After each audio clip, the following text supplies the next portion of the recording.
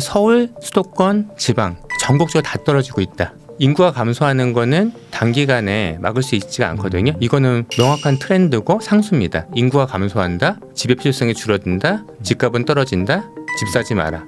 깔끔하죠. 하지만 이렇게 될 가능성이 높은지 아니면은 인구가 감소한다, 하지만 살고 싶어하는 지역은 사람들마다 다 비슷하다, 그쪽으로 수요가 몰리기 때문에 차별화가 진행된다, 이렇게 볼 것인지는 다르다는 거죠.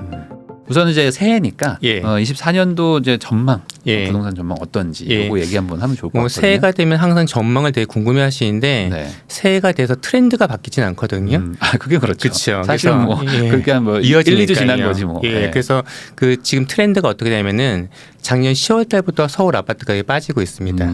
그래서 11월 달에 더 낙폭이 커졌고요. 계속 거래가 잘 안 되고 가격이 빠지고 있기 때문에 그런 트렌드가 이어지고 있는데 이거를 이제 일시적인 하락으로 볼 거냐 아니면 2차 하락의 초기로 볼 거냐 이거는 사람마다 좀 다를 것 같아요.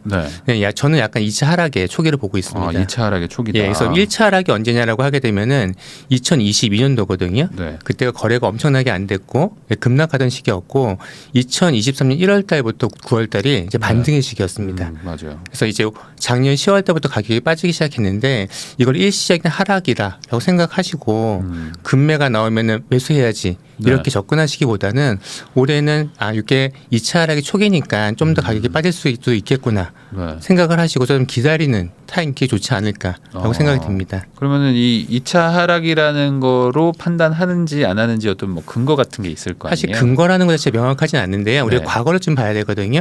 과거를 보게 되면은 2008년도에 글로벌 금융위기가 일어났지 않습니까? 그래서 그때 가격이 싸졌으니까 아파트 사야겠다라고 많이 생각을 하셨어요. 맞아요. 그래서 2009년도에 가격이 올랐습니다. 차트를 보시면 오른쪽에 막대 그래프가 있는데 그게 전월 대비해서 가격이 올라가고 떨어지거든요.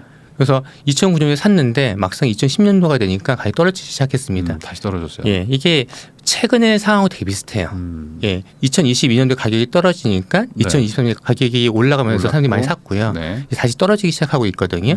그리고 2010년에 어떤 일이 있었냐면은 PF 부실 사태가 있었습니다. 근데 지금 이제 PF 부실 사업자 정리하겠다 그런 내용도 나오고 있잖아요. 근데 전반적으로 봤을 때 2010년도의 초기하고 되게 비슷한 상황이다. 그래서 모든 게 과거를 똑같이 매칭시킬 수는 없지만 그런 과거의 데이터를 봤을 때는 2차 하락의 초기로 생각을 하시고 좀 시장을 접근하시는 게 좋지 않을까라고 보여지고요. 10월 달에 서울 아파트 가격이 전월 대비해서 0.8% 하락했거든요. 11월 달에는 1.81% 하락했습니다. 그래서 12월 달에는 1.61% 하락으로 추정하고 있는데 자료를 보시면은 11월 추정치가 1.51이었을 때 실제 떨어진 건 1.81이거든요. 추정치보다 더 많이 떨어졌어요. 그래서 12월 추정치가 11월 때보다 적다라고 해갖고 가격이 적게 떨어지는 게 아니고 일단 떨어지는 트렌드 자체가 계속 이어지고 있다. 이런 걸 처음 보셔야 되고요. 서울, 수도권, 지방 전국적으로 다 떨어지고 있다. 이렇게 생각하셔야 됩니다. 그러면 이제 아까 말씀하셨던 것 중에 이제 그 2010년도가 이제 떠오른다. 그리고 그때도 PF 부실 사태가 있었다. 이제 얘기를 해주셨는데 그러면 그때랑 지금이 어떤 그 똑같이 어떤 PF를 정리하면서 이제 어떤 추가적인 하락이 온다. 그러면 왜 그렇게 그 하락으로 바뀌는 건지 PF 사태가 정리가 되는 것 자체가 이제 어떤 영향을 주는 건지 궁금합니다. PF 차트도 제가 만들어 갖고 왔는데요. PF 차트를 보면서 이제 2010년도하고 그다음에 2024년도를 먼저 비교를 해드리고요. 그다음에 현재 PF 사태 자체가 PF 부실 이렇게 말씀드리면은 PF가 뭐지? PF 부실이 뭐지? 아시는 분도 계시지만 되게 헷갈릴 수가 있으세요. 근데 우리가 개발 사업을 하려면은 처음에 땅을 삽니다. 이러고 땅이 1,000억이다라고 하게 되면은 보통 계약금 10%잖아요. 한 100억 100억 정도가 필요합니다. 만약에 100억이 을 갖고 있는 시행사가 있다라고 하게 되면은 9억이라는 돈은 빌려야겠죠. 이걸 돈 빌리는 걸 브릿지존이라고 그래요. 그러면은 땅을 매입을 다 끝났다라고 하게 되면은 이제 착공이 들어갑니다. 이 착공 들어가기 위해서 또 돈을 빌리거든요. 이게 본 PF입니다. 근데 이제 사업성이 나오게 되면은 이 브릿지론이 본 PF를 받았기 때문에 본 PF 받은 걸로 브릿지론을 갚습니다. 아무 문제가 없는 거죠. 그런데 갑자기 2022년에 가격이 떨어지다 보니까 사업성이 안 나오기 시작했어요. 사업성이 안 나오니까 본 PF를 받기 어려워진 겁니다. 본 PF를 못 받으면 결국은 브릿지론이 만기가 있는데 만기 회수가 안 되는 겁니다. 네. 그래서 대부분의 지금 PF 부실이라고 하는 것들은 물론 본 PF가 부실되는 경우도 있지만 대부분 본 PF가 안 돼 갖고 이 브릿지론이 엑시트를 못 하는 겁니다. 그래서 이걸 계속 만기 연장 해왔던 거거든요. 좋게 얘기하면 만기 연장이고요. 네. 명확하게 얘기하면 부실 이연이거든요. 그냥 뭐 끌고 간 거죠. 끌고 간 거죠. 네. 예. 근데 이게 끌고 가면서 만약에 2023년도에 1월부터 9월에 가격이 올랐는데 이게 막 치고 올라갔어요. 그러면은 아파트 가격이 올라가니까 분양 받겠다는 사람도 많아지고 네. 분양 사업성에 나오니까 이런 것들 본 PF도 받을 수가 있는데 네. 지금 다시 가격이 떨어지고 있거든요. 떨어지니까 아 이거는 계속 끌고 갈 수 있는 게 아니고 옥석을 가려야겠구나 네. 이렇게 생각을 한 거죠. 네. 근데 이제 옥석을 가린다는 거는 옥은 진행이 되는 거고요. 석은 부실 사업성 정리를 해야겠죠. 네. 근데 부실 사업성 정리는 어떻게 할까요? 뭐 경매로 그렇죠. 네. 경매로 갑니다. 경매로 가게 되면은 뭐 한 번 유찰되면은 뭐 1,000억짜리가 800억이 되는 거고 네. 한 번 더 유찰되면은 800억짜리가 640억이 되겠죠. 그러면 이제 몇 퍼센트에 이제 이걸 받냐라는 게 중요한 건데 제가 뒤에 차트를 보시면은 이 현황제 자체가 2010년도보다 녹록하진 않습니다. 네, 차트를 보고 말씀드리겠습니다. 2010년도 저축은행 사태 때는 네. 여기 이때도 고점 대비해서 한 20-30%가 빠졌습니다. 이거는 현재랑 비슷해요. 네. 현재 또 고점 대비해서 뭐 서울은 20%, 지방 30%도 빠졌거든요. 가격이 빠졌다는 거는 비싸게 분양을 못하는 거니까 분양하는 사업자 입장에서는 매출액이 감소한 거죠. 네. 2020년도에는 PF 대출금리가 비교적 낮았습니다. 선순위가 8%였고요. 네. 그 당시 우리나라 기준금리가 2.5%였습니다. 이때는 금리가 낮았다는 차이가 있네요. 그렇죠. 네. 근데 지금은 우리나라 기준금리 3.5고요. 네. 선순위 10%, 네. 뭐 중순위 맞아요. 15%, 네. 뭐 후순위가 20%까지 그것도 해주면 고맙다 이렇게 받아야 되는데 해주는 데도 많지가 않습니다. 네. 그리고 또 하나는 공사비죠. 이 당시에 2010년도에는 공사비의 변동성이 크지 않았습니다. 최근에는 물가가 워낙 오르다 보니까 공사비가 한 30% 올랐어요. 네. 아파트라든지 건축을 하기 위해서는 크게 비용 들어가는 땅값이 있고요. 그다음에 공사비가 있고요. 그거를 내 돈으로 하는 게 아니니까 금융비용이 있거든요. 네. 근데 내가 땅은 비쌀 때 사놨어요. 근데 공사비하고 금융비용이 내가 생각했던 것보다 많이 늘어났습니다. 네. 그런데 분양 더 싸게 해야 돼.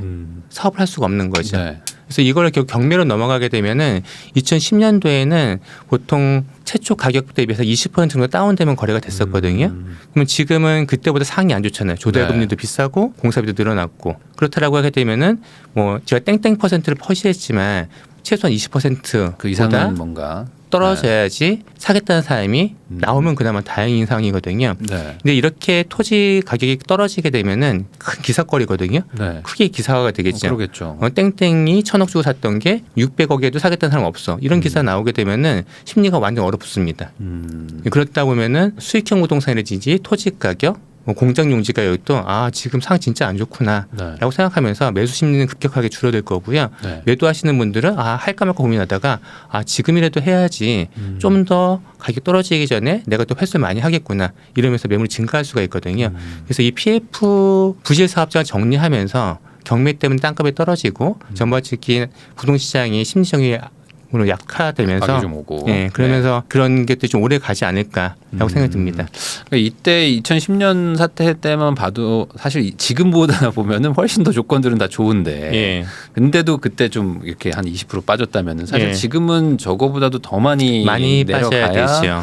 뭐 정리가 될까 말까인 예. 상황인 거잖아요. 사실 예. 보면은 이 땅값이 낮아진다는 걸 체감하면서 그게 심리를 얼어붙이는 효과 예, 이렇게 맞습니다. 이제 예. 나오기 때문에 매수세가 또 급감하면서 예. 이제 매도 매물이 쌓이면서 이제 가격이 좀 하락할 수밖에 없는. 그렇죠. 아. 결국은 매수세가 붙는다는 거는 실제 가격이 상승하는 게 아니고요. 네. 상승에 대한 기대가 있을 때 매수세가 붙거든요. 근데 상승에 대한 기대보다는 지금 하락에 대한 우려 또는 기대가 많기 때문에 이 매수세가 쉽게 붙긴 쉽지 않습니다. 네, 그래서 이게 일시적이기보다는 약간 조금 이제 좀 중장기적인 하락세로 예. 좀 볼 수밖에 좀 더 길게 없다. 보시는 게 좋다라고 말씀드리고 싶습니다. 네, 그러면은 이 PF 부실 사태는 뭐 사실 뭐 이제 시작이고 사실 아직 예. 정리가 안 됐기 때문에 이게 심리에는 아직 반영은 안 됐다고 봐야 되는 아직 거잖아요. 안 된 거죠. 예.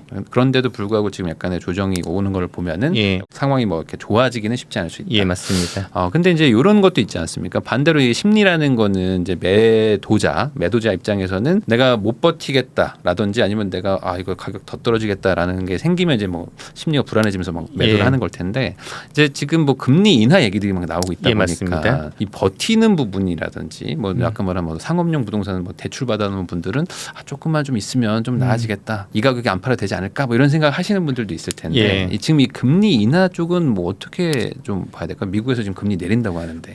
네, 미국에서 금리 내린다고 했다가 또 그 다음에 보면 아직은 아니다. 계속 왔다 갔다 하고 있거든요. 금리를 인하할 것 같긴 한데 언제 할 거냐 이거 이 얘기거든요. 사실 금리 인하에 대해서는 경제 전문가들도 맞출 수 없기 때문에 제가 말씀드릴 수 있는 건 아니고요. 만약에 미국이 금리를 인하하게 되면은 한국도 금리를 인하할 수 있는 여력이 생기겠죠. 그리고 그 금리를 인하하게 되면 조달 금리가 줄어들고 내가 적은 비용으로 부동산 살 수 있는 기회가 생기기 때문에 매수세는 증가될 걸로 보입니다. 아무래도 심리에 영향을 주겠죠. 근데 이제 우리나라 금리하고 미국 금리하고 지금 2% 포인트 차이거든요. 미국이 상당 기준 5.5고 한국이 지금 3.5라는 얘기예요. 근데 한국이 선제적으로 그렇기 때문에 금리를 내리긴 쉽지 않겠죠. 그래서 지금은 한국 금리보다는 미국 금리를 좀 보셔야 돼요. 그래서 내가 지금 금리를 보고서 지금 의사결정을 하겠다라고 생각하시는 분이 계시다라고 하게 되면은 미국 금리 내릴 때까지 일단 기다리셔야 되고요. 그다음에 미국 금리하고 한국 금리가 지금 2%포인트 갭이 있기 때문에 미국이 내린다 하더라도 한국이 움직이기 위해서는 이 갭이 좀 줄어야 됩니다. 최소 1%포인트 줄어야지 우리나라도 미국이 크게 내리니까 우리가 조금씩이라도 먼저 내려보지 이런 생각을 할 수가 있거든요. 그래서 미국이 금리를 내리고 미국과 한국의 금리 차이가 현재 2%포인트인데 1%포인트까지 줄어들면은 그때 이제 금리 조건 어느 정도 완성이 되어 있다. 이렇게 생각하시면 좋을 것 같습니다. 그러면 지금 그 차이가 1%까지 줄어든다면은 사실 뭐 올해 뭐 지금 연준 의장은 뭐 한 0.75 정도를 얘기를 했는데 그러면 올해 안에는 그 차이가 줄어들기가 쉽지가 않잖아요. 그렇죠. 현실적으로. 그렇게 따지면은 우리나라의 금리 인하는 실질 한 25년 초중순 이상은 가야 된다. 뭐 금리를 워낙 침체가 돼 있기 때문에 뭐 살리기 위해서 금리를 인하한다 하더라도 정말 뭐 0.2%, 25% 조금 움직일 수 있는 것이 너무 선제적으로 들어가긴 좋지 않아 보이고요. 사실 금리가 인하되게 되면은 가격이 떨어지는 상태에서 매수세는 붙을 겁니다. 근데 매수세가 붙는 게 가격이 올라가는 건 아니거든요. 보통 하락기에 후반으로 가게 되면은 가격은 떨어지는데 거래량은 증가됩니다.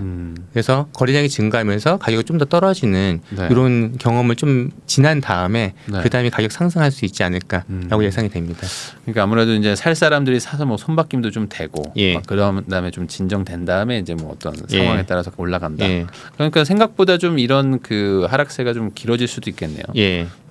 전반적인 이제 트렌드 우리가 수요와 공급을 보잖아요. 그럼 차트를 보면서 말씀드릴게요. 부동산도 결국은 상품이잖아요.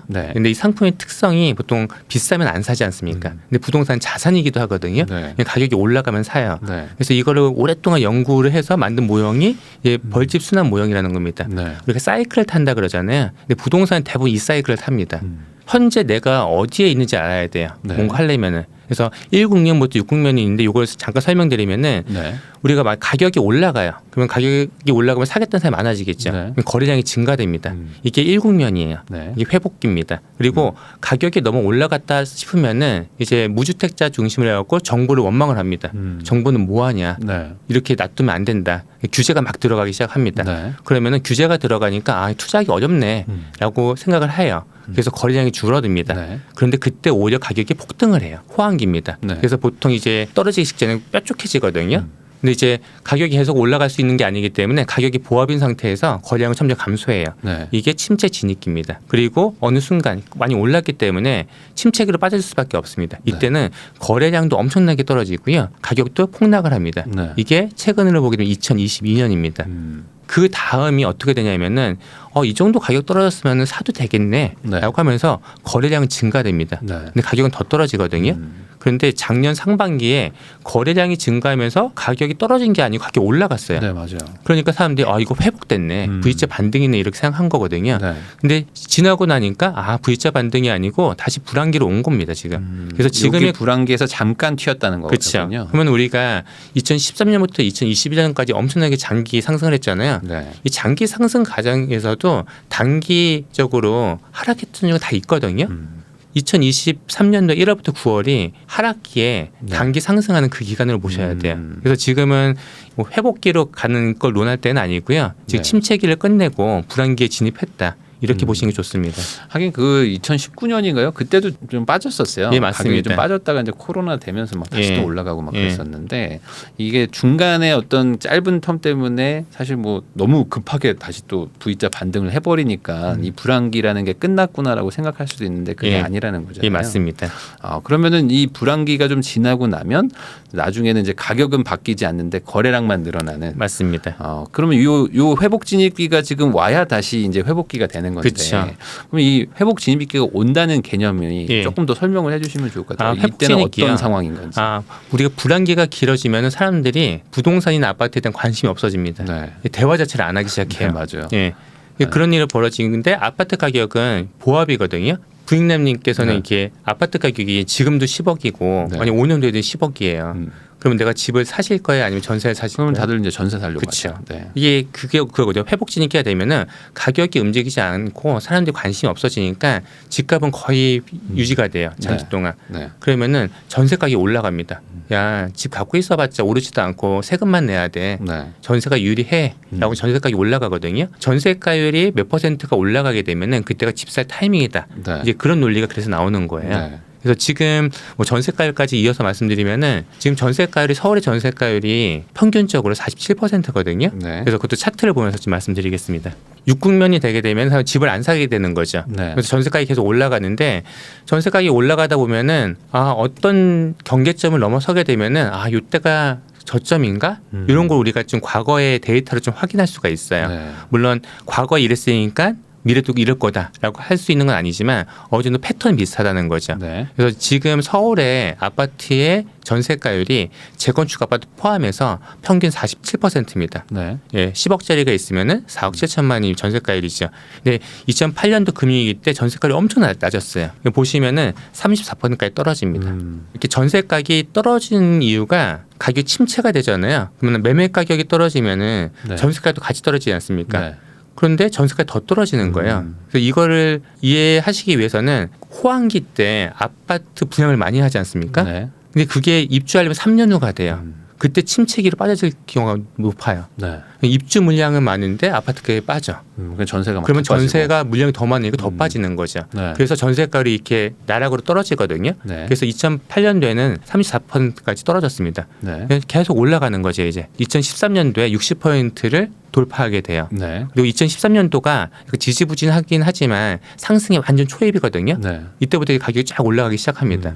그래서 지금 이제 47%였던 전세가율이 한 60% 정도 수준까지 올라가는 걸 좀 기다릴 필요가 있으세요. 그래서 이걸 금리랑 연동시켜서 말씀드리면은 미국이 금리를 인하해서 한국과 미국의 금리 차이가 한 1%포인트 정도 수준까지 네. 줄어들고 사람들이 지금 집값 떨어지는데 왜 집을 사? 아니면 집값 오르지도 않는데 왜 집을 사? 하면서 전세를 점점 살기 시작하거든요. 그러면 전세가율이 올라가서 그냥 60% 정도 육박할 때 그때가 1차적인 매수 타이밍이 아닐까라고 예상이 됩니다.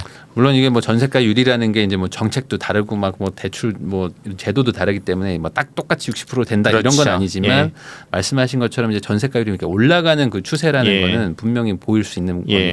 그때까지는 좀 기다리셔도 된다. 이게 생각해 보면은 당연한 건 게 왜냐면 이제 집값은 이제 지지부진하니까 당연히 이제 집 가지고 있던 분들도 어차피 세금 굳이 낼 필요 있냐면서 파시고 예. 그러면 이제 전세로 가고 예. 그러면 전세 수요 늘어나는데 당연히 불황이니까 뭐 예. 입주나 뭐 이런 것들도 뭐 잘 안 되고 하니까 예.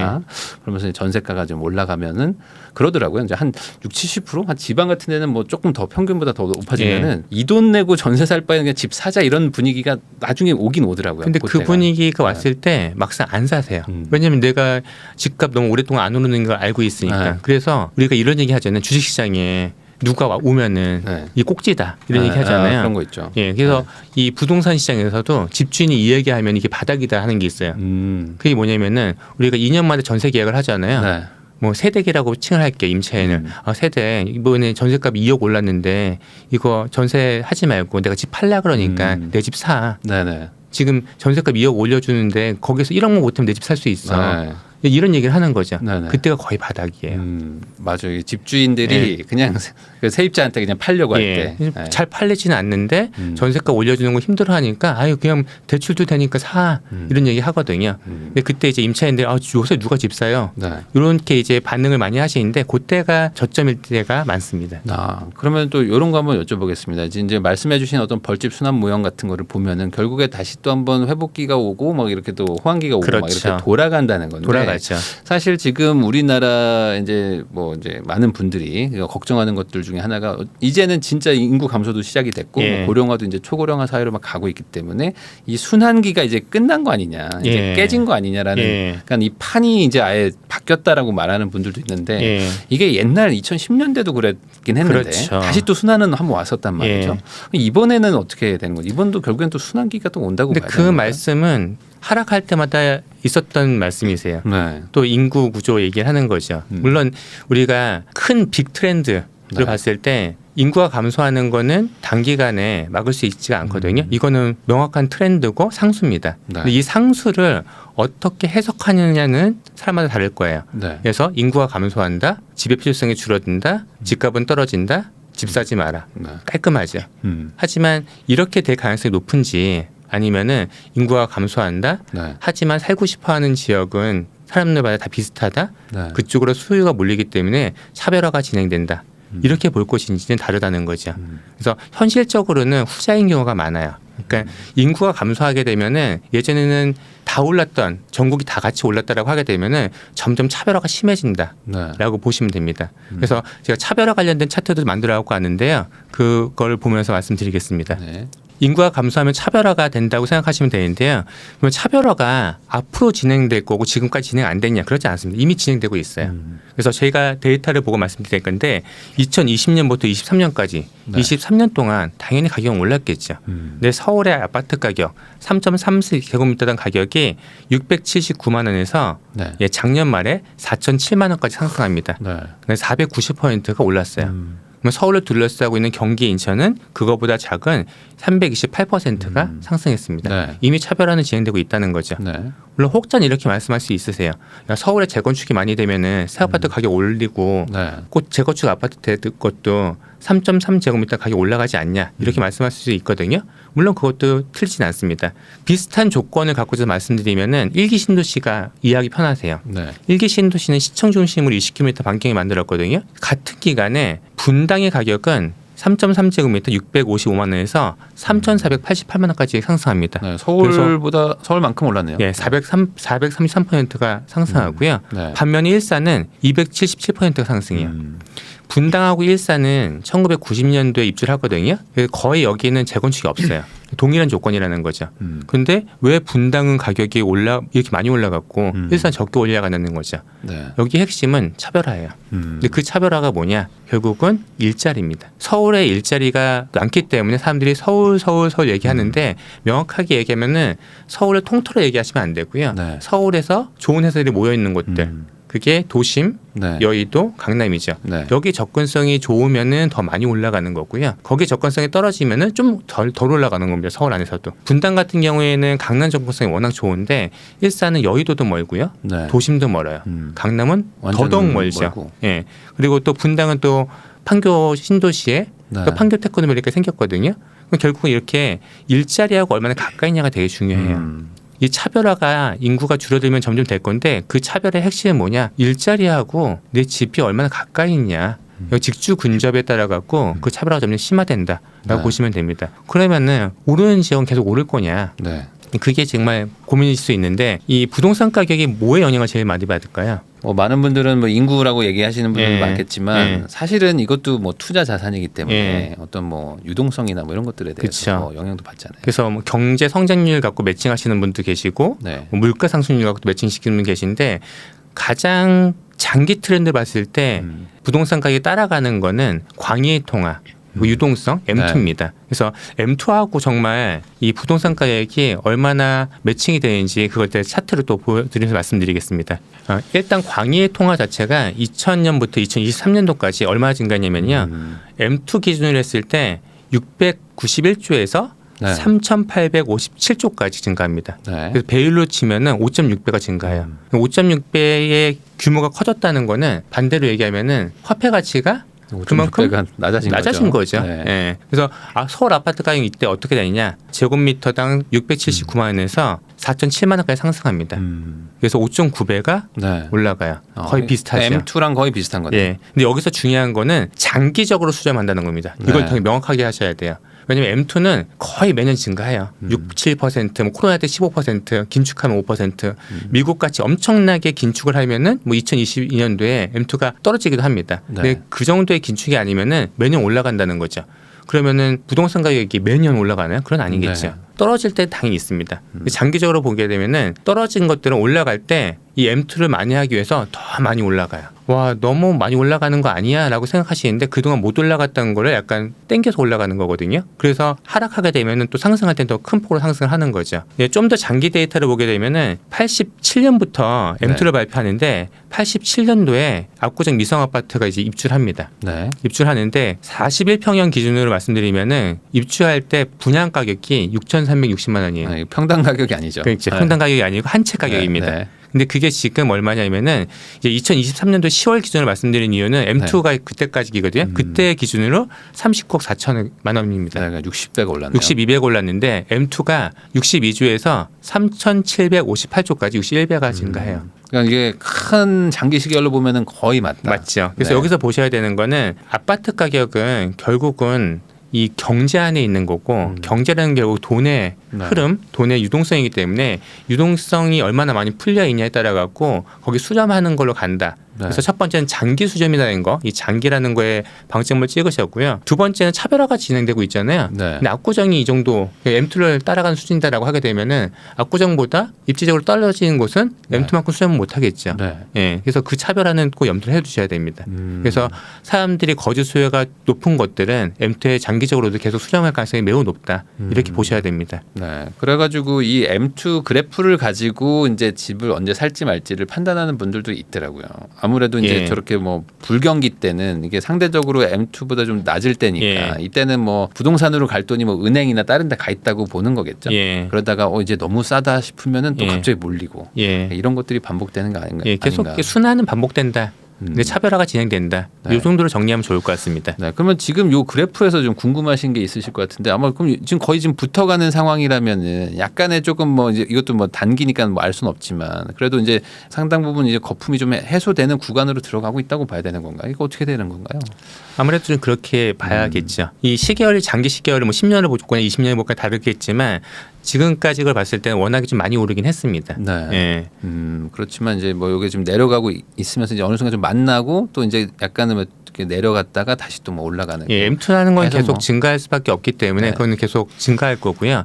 지금 아파트 가격은 좀 하락할 거 예상이 되거든요. 네. 예, 그러면서 M2와의 장기적인 수렴 추이가 좀 더 맞아가는 지금 단계다. 이렇게 보시는 게 좋을 것 같습니다. 근데 또 한편에서도 이런 얘기 하시는 분들도 있더라고요. 뭐냐면 이제 2000년도부터 2023년까지 우리나라도 뭐 경제 성장을 그래도 좀 잘 했는데 예. 이제는 사실 이제 뭐 그 잠재 성장률도 좀 떨어지고 예. 그러니까 이 M2 자체가 늘어나는 속도가 예. 과거와 같겠느냐 이런 예. 얘기 하시는 분들도 있는데 예. 이런 거는 좀 어떻게 봐야 될까요? 그거는 틀린 얘기는 아니세요. 근데 M2 자체가 예전보다는 좀 적게 확대가 되겠죠. 네. 근데 이제 경제 성장률하고 아파트 가격을 주택 가격을 매칭을 시킬 건지 M2하고 주택 가격을 매칭시킬 건지 이건 되게 중요하거든요. 네. 만약에 경제 성장률하고 우리가 성장하는 것만큼 올라야 되지 않냐라고 하게 되면은 주택을 안 하시는 게 맞으세요. 뭐 지금 작년에 1.4%고 네. 올해 2%고 네.